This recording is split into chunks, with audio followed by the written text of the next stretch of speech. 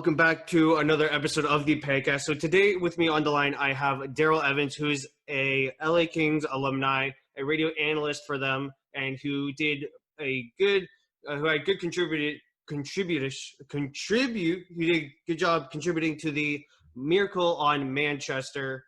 Daryl, let's start with, how are you doing today? I am doing absolutely wonderful. How about yourself? I'm doing great, thanks. So to start off, who influenced you to start hockey, or if anyone? It was kind of something that I stumbled upon. My dad never played the game of hockey, never actually skated until I started playing the game. It was something that we did on the street with neighborhood kids. We played some ball hockey, some street hockey, and I think it was probably my best friend at that time that his dad probably initiated things and mentioned it to my dad. And the next thing you know, we were playing in-house hockey, and I don't recall ever having skated prior to playing hockey, but in my first year, I was such a bad skater that I became a goaltender because I couldn't move from one place to the other without stumbling and falling all over the ice. So would you like to describe some of those challenges? Like you said, you started with the goalie. How'd you switch back to being a skater? Well, in that time, my mom and dad, we only had one car in the family, and my dad worked a Saturday job, and there was only one game that neither my father or my mother were able to attend. I'd gone with one of my neighborhood buddies, and that particular game, we had one of the kids that could raise the puck a little bit, and he flipped it up, and it ended up catching me between the eyes, and my mask must have been made out of tinfoil. And I came home, and I had a couple of black eyes, and my nose was a little on the swollen side. We sat down for dinner when my dad got home, and he was asking me how hockey was. I said, Dad, I loved it. It was great. Because in street hockey, I used to play goal, and I loved doing that. And he goes, next year, he said, if you want to play hockey, he says, you learn to skate.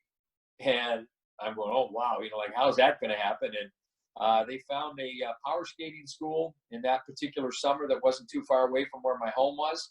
And, I owe a lot to the coach that I had at that time. I spent a week there, and he did a great job at giving me the fundamentals of skating. And, since then, I've gone on now, and I've been teaching power skating for almost 50 years. So that week definitely had an impact on not only me becoming a hockey player, but the path that I was going to carry on post-career and teaching as much as I have. So 1 week of power skating definitely turned my whole outlook on hockey around. And the next year I was an all-star. You got taken in the ninth round of the 1980 NHL entry draft. What were those feelings like, being drafted to the Kings, if I'm not mistaken? It was the Kings in 1980.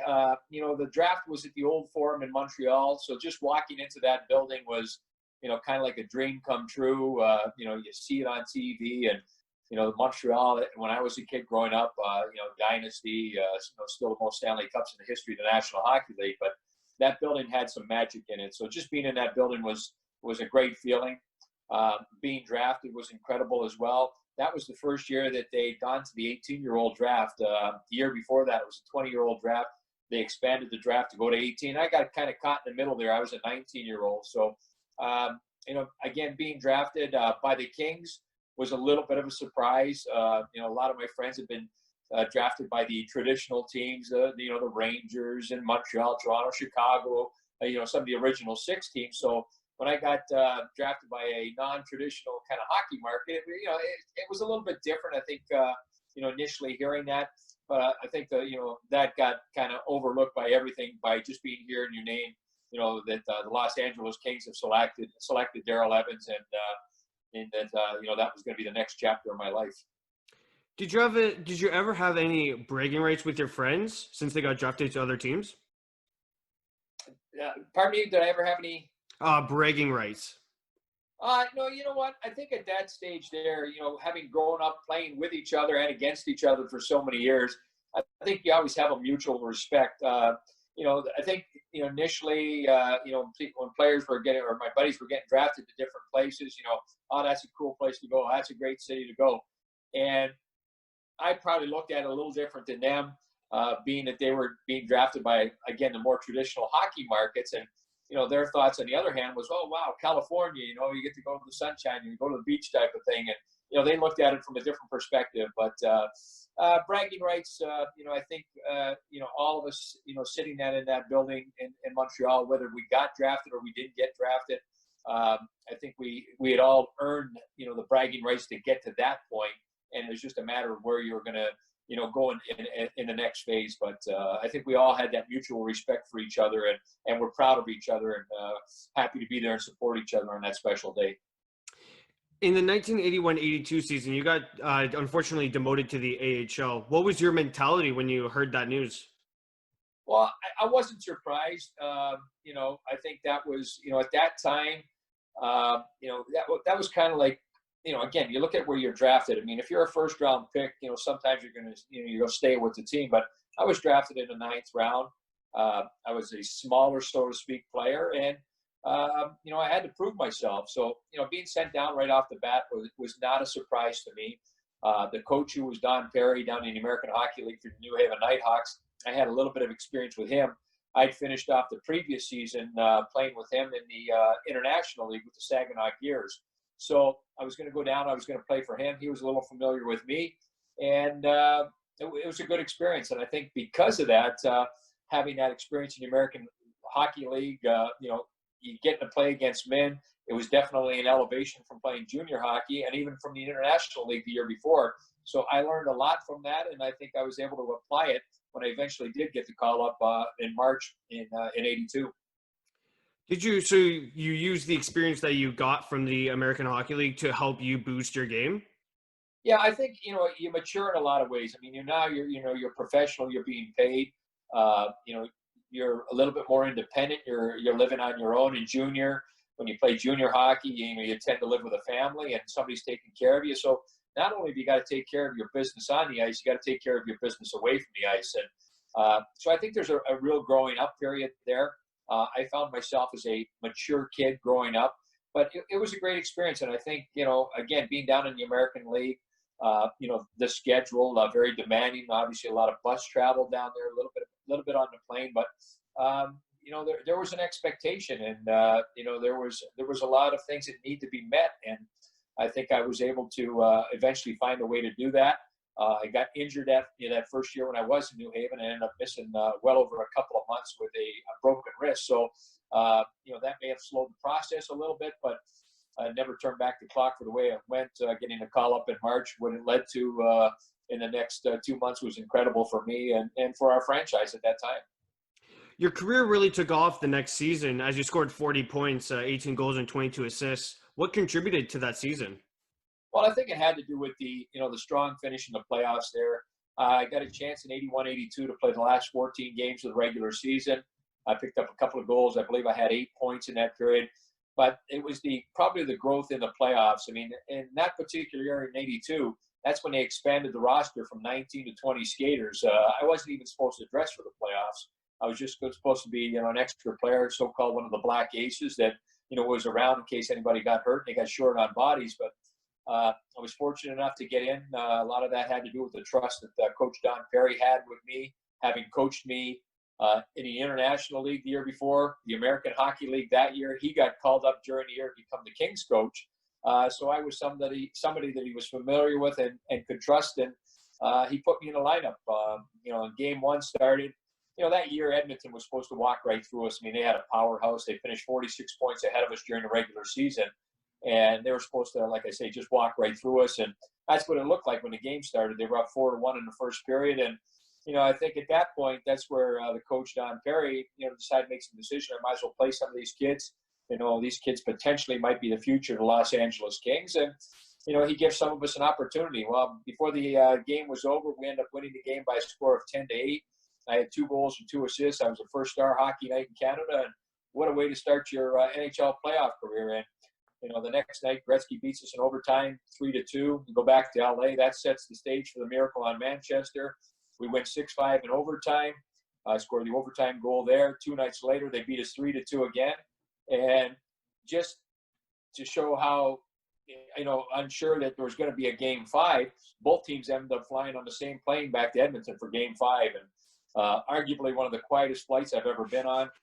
We won that game 7-4 in Edmonton, game 5, to win that series, and then go on and play the Vancouver Canucks. But the experience that I gained there, leading our team in scoring, kind of set the stage for the following year. I would like to have followed up with a better year than I had. I mean, 18 goals, 22 points wasn't a bad year, but I don't think I reached my potential in that season. But I tried to make the best of it as I could. So what did this team say in terms of how to defend Wayne Gretzky, since he's arguably the greatest player of all time? Well, I think in a situation when you get to play against a great player like that, you try to contain a player. Everybody uses the word stop. How do you take them out of the game? Well, you can't do that. I mean, there are certain players that are at that level that you have to find a way to contain them. And you hope that you can contain them enough that collectively as a group, you can beat him as a team. And that's the only way that you're going to do that. And we were fortunate enough that we were able to do that. I think that particular year, he was the same age as I was.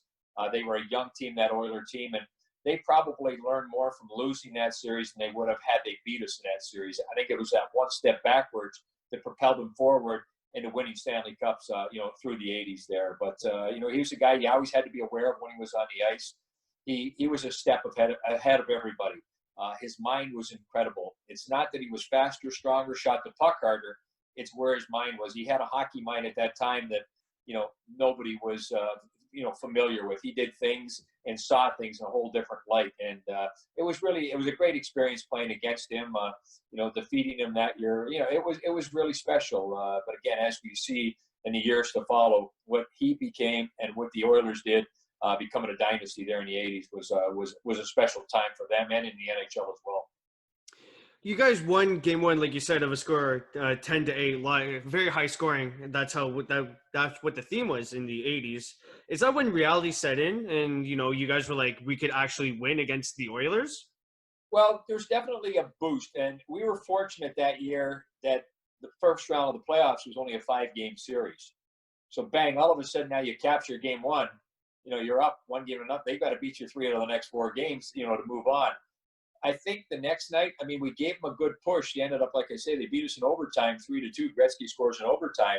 So we did give them a good push. But I think at that point there, they gained enough confidence and they thought they had the momentum. And I think everybody in the public eye that, okay, here's the Oilers that we expect.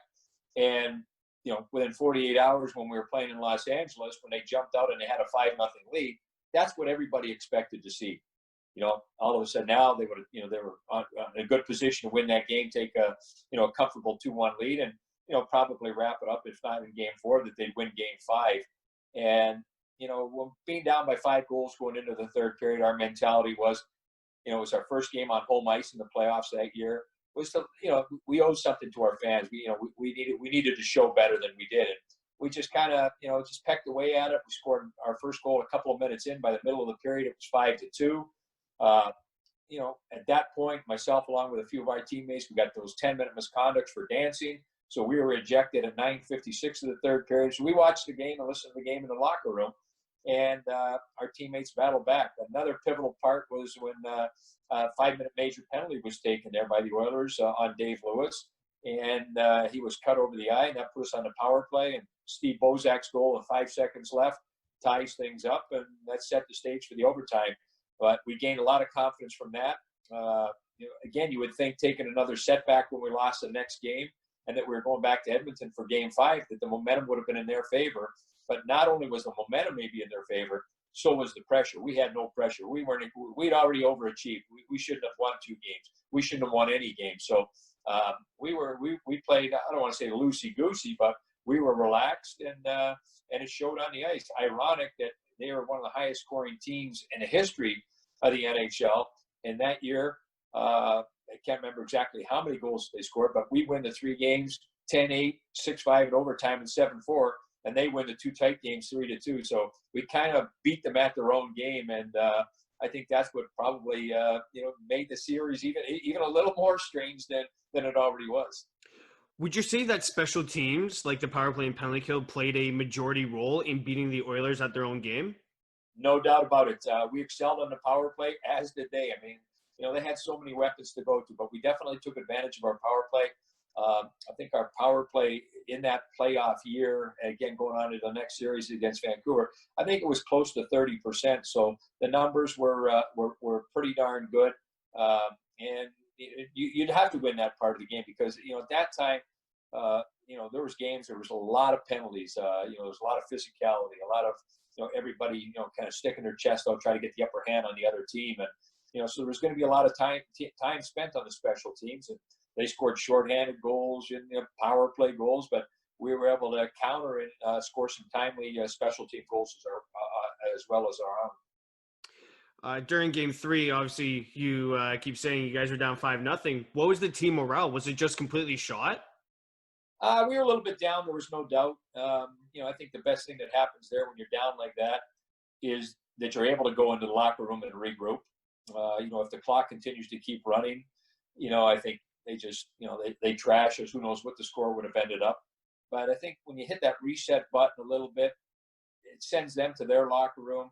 They go in there patting each other on the back. They've all got nice statistics going. And, we come in and, it was, again, we'd already achieved more than we were supposed to. We had already won a game. We weren't supposed to do that. So it was just a matter of, playing with a little bit of pride, and doing something for our fans. And it was not something that happened all at once. It was different stages. It was scoring that first goal, getting it early helped. By the middle of the period, like I say, it was 5-2. Yeah, somewhat respectable. We're leading this period. Let's win the period and take that momentum into the next game. 5-minute major penalty comes about. Next thing you know, you get it going. A couple of big saves by Mario Lassard and net. They missed a couple of breakaways. And you could slowly see things starting to turn. The cocky faces that they had in the second period, leaving 5-0, those expressions weren't on their faces anymore. There was a little bit of concern. And as each goal went in, the concern got a little bit greater for them. And again, our team, we sensed that we're on the cusp of hopefully doing something special. But we're just riding the wave and going with it. It was just a matter of would we have enough time on the clock to be able to tie things up, to be able to set the stage for the overtime. You scored the game winner in overtime. Was that moment special for you? Yeah, I think it's something that I've really learned to appreciate, probably more so post-career than actually in that moment. Having just come from junior hockey where you're involved in a lot of high-scoring games, not that you're coming back from 5-goal, deficits all the time, but, you get put out, you get put into a situation there, and, puck ends up in the back of the net within 2 seconds from a face-off. Your teammates and, you celebrate, you get caught up in the moment. But I think, now, again, reflecting upon, the team that we played against, the talent that was on the other side, the potential Hall of Famers that played on that team, probably, magnified it a little bit more. And, again, here we are, it's, 38 years later, and, it still stands as the greatest comeback in, Stanley Cup playoff history. And, it's something that I'll never forget. And again, I probably learned to appreciate and cherish more and more as time goes by. Do you remember how awkward the scene was when you boarded the plane with the Oilers?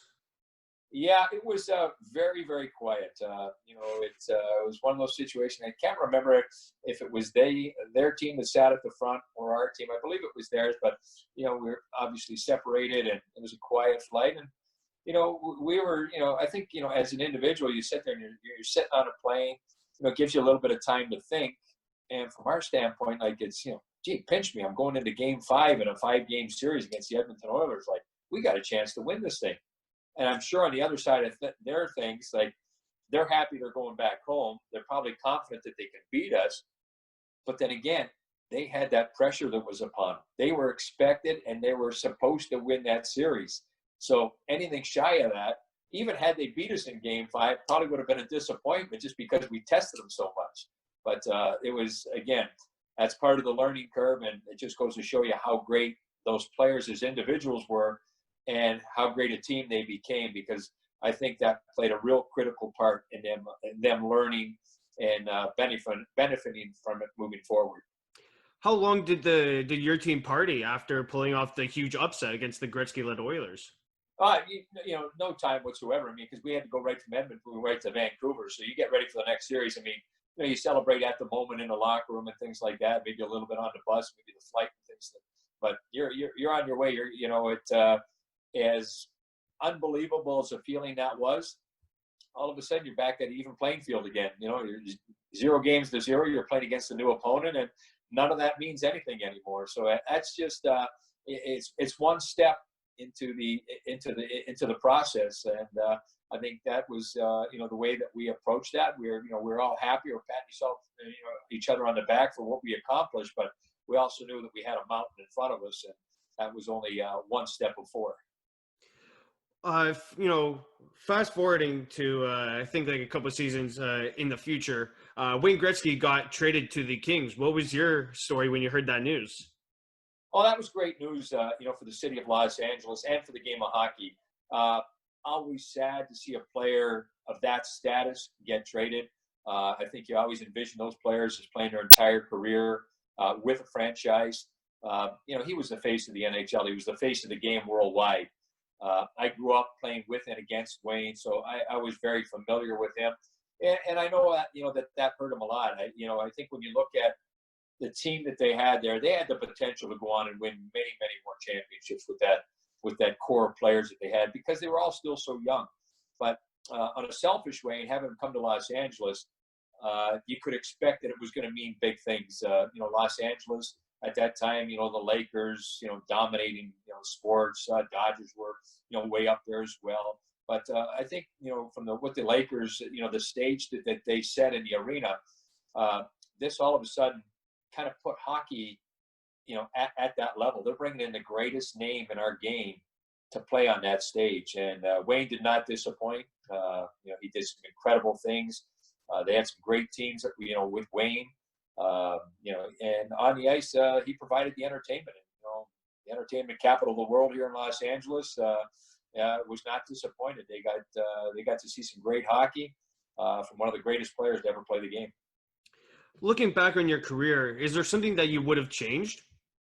Nothing at all. Nothing at all.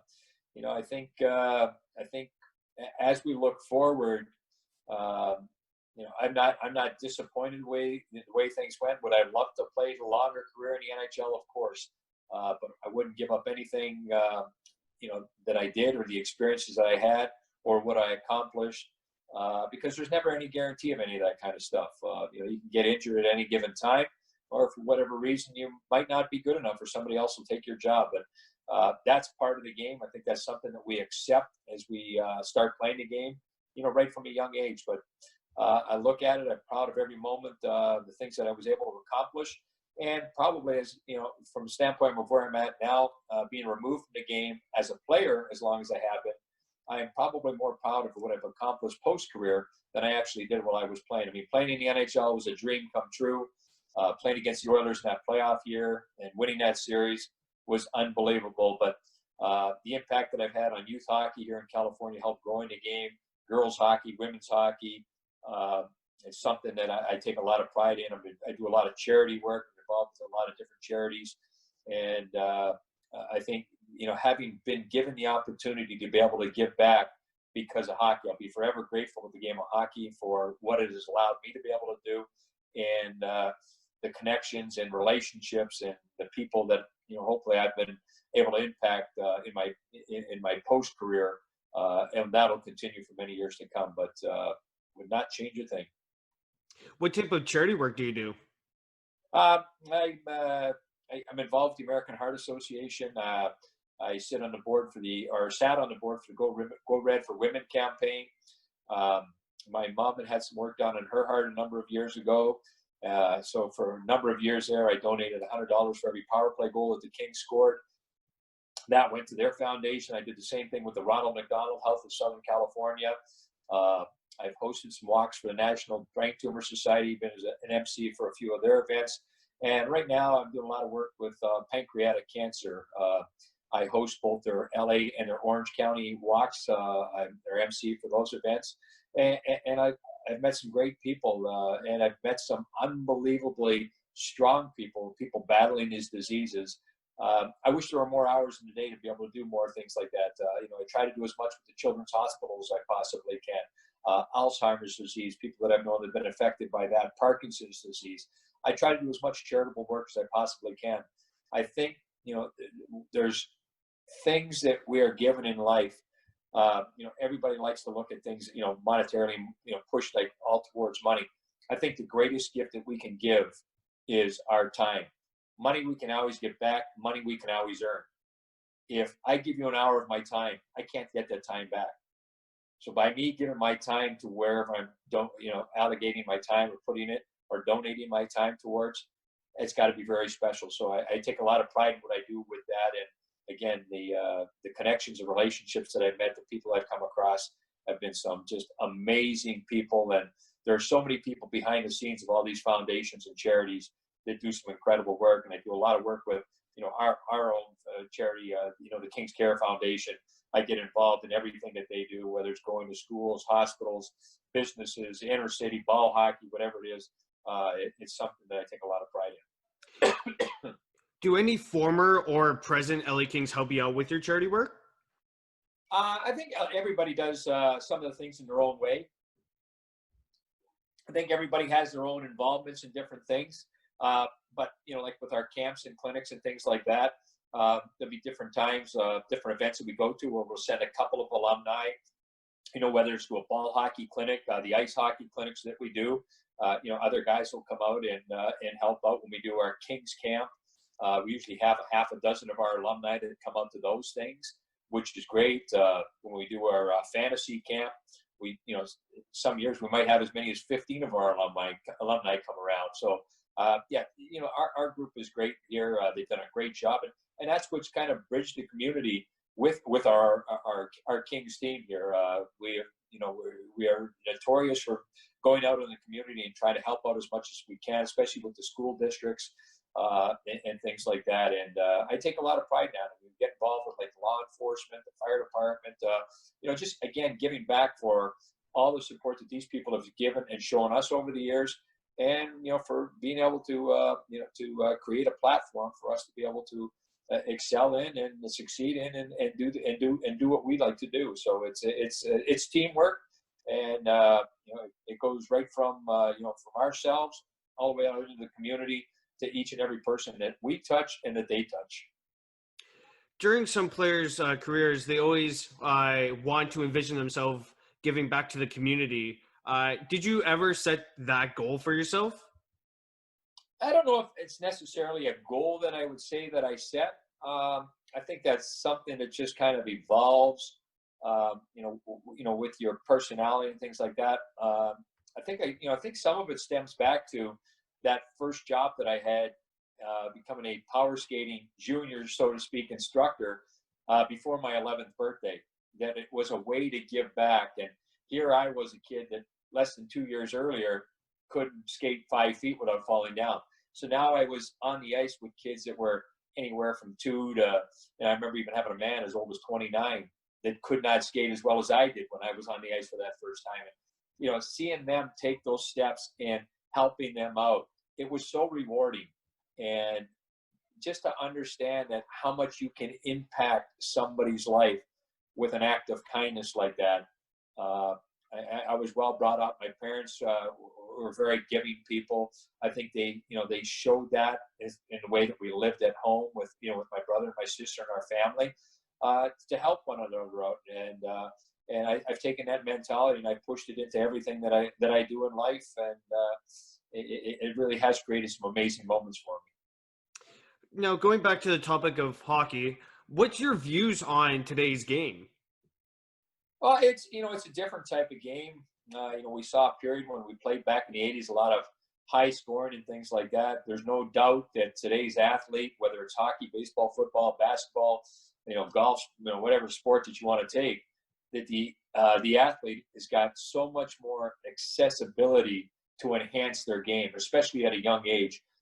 Being that someone that works with young kids, we've got 4 and 5 year old kids that come to the rink. You should see these kids stick handle. You should see these kids skate. These are things we never even dreamed of as kids, and they want to emulate everything that they see. The videos that they're able to watch. You get on the internet, you can find out how to stick handle, how to do this, how to do that, and they practice it. And I give them a lot of credit.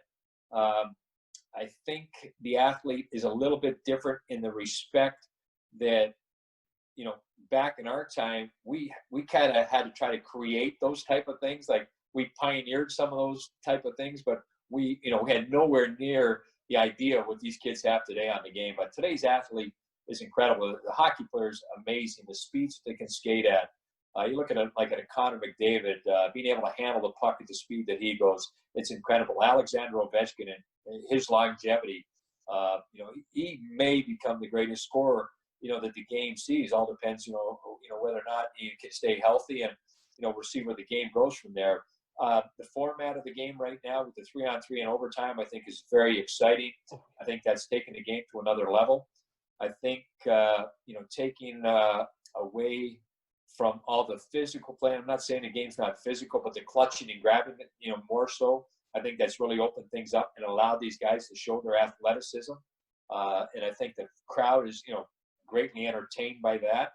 But it's a fun game to watch. The pace of the game, the way it's played is incredible. I look forward to meeting, the new players each year as they come out, just to see how much further advanced that they are. But being somebody, again, that works with the kids on a day-to-day basis, the evolution of the game is incredible. Great to see where it's gone globally. We've been to China. We're over in London that we played. We played in Austria, Switzerland, and things like this. Sweden, just to see the popularity of the game and how much how far it has come in such in a short period of time, really in the last 30, 40 years has been great to watch. And the sky's the limit as to where it's going to go. The outdoor games have been incredible. You look at some of the venues where we've gone and played those games. I mean, just great memories and a great way to showcase our great game of hockey. Do you have any advice for aspiring hockey players that may look up to you? I think, from a hockey player, a young hockey player, and I try to tell young players and families, we all dream, playing in a National Hockey League, or, if it's a different sport, playing in the NBA, MLB, whatever it may be. But, in focusing on hockey, you never want to squash a kid's dreams. If a kid dreams to be in the NHL, let him dream. Never take away a kid's dream. I think the important thing is, I try to stress to the kids, when you're looking at hockey, hockey's a privilege. It's something you can't take for granted. The recreation thing. I said the important things are, what you're doing at home, your family life, your health, and things like that. And then you've got to take care of your school. When those things are in place, then you get the luxury of being able to take on some recreation, being the game of hockey that you're involved in. With that, I said, now you want to set yourself goals. You want to improve yourself. You're only going to get a limited amount of time on the ice. Don't waste your time on the ice. And it's a very expensive sport, unfortunately. I mean, we can go out and play street hockey. We can play the game recreationally and love the game. And there's thousands of people across the world that do that, maybe even millions, and have not even tried to play ice hockey. But if you do have that dream, go all in, because especially in today's game, you only get one chance. You can't reflect back at the age of 30 and say, I'll go back to school and I'll pick up the game and I'll go try out as a 35 or a 40-year-old. That's not going to happen. You got one chance at it. So you want to go all in, give it your best, practice when you can. You've got to take so much upon yourself as an individual, and you've got to be a good teammate. You've got to be a good listener. But I think realistic goals, you have to set, and you have to set attainable goals, because if you set attainable goals, you never fail. I think for a young kid and for a family, I always stress that if you can get your kid, through his school years, get him a scholarship, get him into college, you've hit the lottery. I said, what happens beyond there, whether you make it to the National Hockey League or you get an opportunity to go play overseas in Europe or, in a foreign country, that'll be another chapter and experience that will be incredible. But I said, if you can get yourself, let's face it, there's a lot of trouble on the streets these days. If you can get yourself through those critical years, you get yourself an education, you learn to be a good teammate, you learn to support teammates. There's so many things that I learned in the game of hockey that I've applied now in my post-career, but it's all from the game of hockey. So if you can get yourself to college, get yourself a scholarship, have your education paid for, you've hit the lottery, and then hopefully from there you're able to take that next step and fulfill your dream of playing a National Hockey League. You said that hockey is one of the expensive sports, which is true. Do you think that minor hockey associations should cut down the price, which could increase their enrollment? Well, I mean, I think, with the game of hockey, what we've tried to do is we've tried to bring the game to people in different ways. And that being ball hockey, we had roller hockey for a number of years. I don't know whether or not we'll ever see it in my lifetime. I think there will one day be a surface that we play on. We can call it synthetic ice now if we want, but I think if we're able to find a surface that we can play on that doesn't require the refrigeration and that kind of stuff, I think that will bring the cost down, because I think we can pop more rinks up, in areas, allowing more kids to be able to play.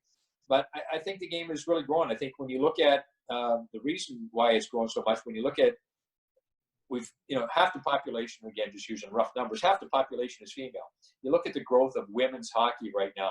We have so many young girls. I'm the president of our LA Lions, our youth girls program, and just watching the numbers grow in that game and the passion that they have for the game, and now knowing that they can play against girls and play against competitive girls has created such a great environment for them. And then again, with the NHL going over to China, and we were the first team to go there with Vancouver, you're looking at a population of 1.5, 1.6 billion people. We're exposing the game to them. They're passionate about the game. And I think now the interest from different parts of the world is growing. So this game is growing like wildfire, and we'll continue to keep doing that. If we can bring the cost down a little bit, I think that would definitely enhance the growth of the game. Let's face it, everybody can't afford to play the game, but if we can at least get them to a stage where we can play the ball hockey, the street hockey, the roller hockey, and things like that, then I think the athlete that'll make his way into the NHL will play his way out. He'll find his way onto the ice, whether it's through sponsorship or help somehow or another. If they need that help, they'll find a way to get there. But as long as we can create that huge platform on the bottom where we can attract millions of kids across the world to play our game, I think we're going to find a better product eventually when it comes to the NHL, because we're going to have dipped into some pools that we never have dipped in the past, and there's going to be some great athletes that are going to show and play in the National Hockey League. You landed a job with the LA Kings as a radio analyst, like I said. How did that opportunity come about? Well, it was a little bit of a mistake. Not a mistake. I mean, a little bit of just kind of a coincidence. When I'd finished playing hockey, I got involved in the automobile business. I was managing a Cadillac dealership, and Sam McMaster had just become the general manager of the Kings when Gretzky was here. And I was at the airport picking up my brother. He happened to be on the same plane. We had a conversation. He asked me what I was doing. I told him I was managing a car dealership, and he asked me for a card and said, "I'll give you a call tomorrow. I'll probably need a car." And tomorrow morning and the next day, he gave me a call, and next thing you know, between the Kings and my dealership, we put together a deal that required some ticket exchange along with some cars and some advertising via the program, as well as some radio commercials. And everything had been fulfilled aside from the radio commercials. And then one day, somebody from the Kings had called, and they called me because I was in contact with the dealership, and they said that the Kings had not fulfilled the radio spot yet. And so I took it to my boss, and I said, "Hey, what's going on?" He goes, "Well, why don't you go do it?" So next thing you know, I was at the Forum, and I was going to do a 30-second radio commercial with who is now my partner, Hall of Fame broadcaster Nick Nixon. And I went, and he asked me to meet him about 4:00 that afternoon before they got things going at the game, and I was going to stay and watch the game. Mike Allison was the color analyst at that time, and he wasn't in the rink yet. And I was asking about him, and for whatever the reason, he had gotten a call from back home. There was some bad news from back home, and he was arranging a flight to fly out the next day. And so I said, okay. And then I looked at the schedule, and the Kings were, whether they were playing the next day or the day after that, I said to my partner, Nick, I said, "Nick," I said, "who's doing the game with you, tomorrow night, if Mike's going home?" He goes, "Oh, gosh." He said, "I hadn't thought of that." I said, "Well, I'll do it with you." And that's how I did my first game. Did you find that it was challenging since it was your first game and you were just put in there? Of course it's challenging. I mean, I still look at it now, 21 years into it, I still look at it as challenging. I think each and every day the game's a moving target. You have to stay up with today's athlete. But that's the challenge that I like. I really enjoy, I embrace that challenge, learning something about our game every day, learning something about the athlete. How can I better myself? You look at the young broadcasters that are coming up, what are they doing? I've been around some of the greats, Hall of Famer Bob Miller, my partner Nick Nixon, Hall of Famer Jim Fox, teammate, broadcast for 30 years. And then even like now, Alex Faust, who's joined our broadcast team, is the play-by-play guy. You learn from these guys, and all the people involved in the production and things like that. Behind the scenes, the engineers and that. If you're not learning something every day, then if you're standing still, you're going backwards. So it's great to see the way it's gone, and I really enjoy doing it. 21 years have gone by. It seems like it was yesterday, and I look forward to the next 21. Final question here. Do you use any of your knowledge from when you played to make it a more enjoyable experience when the viewer is listening? Well, I think that's, especially in playing the part of an analyst, I think that is important. I think people are looking for that perspective. Now, again, it's a different game. I think you can kind of try to mesh, the generations. I think you can mesh that a little bit. Again, hockey's hockey. It's changed a little bit, but again, the ultimate goal is still the same thing on the ice. How you get to those, places are, maybe a little bit different and maybe a little bit more skillful now. But I think people look for that opinion, and especially somebody that has walked through it, gone through it. I pride myself. I go to practice every day. I try to talk to the guys every day. I try to stay on the same page. I was fortunate enough. I was involved with our development team for a number of years. So as we were drafting these kids, as 17 and 18-year-olds, I got a chance to meet them the first day that their name got mentioned, that they were drafted by the Kings, and just kind of pick their brain a little bit. You get a little bit of trust from them. You build relationships.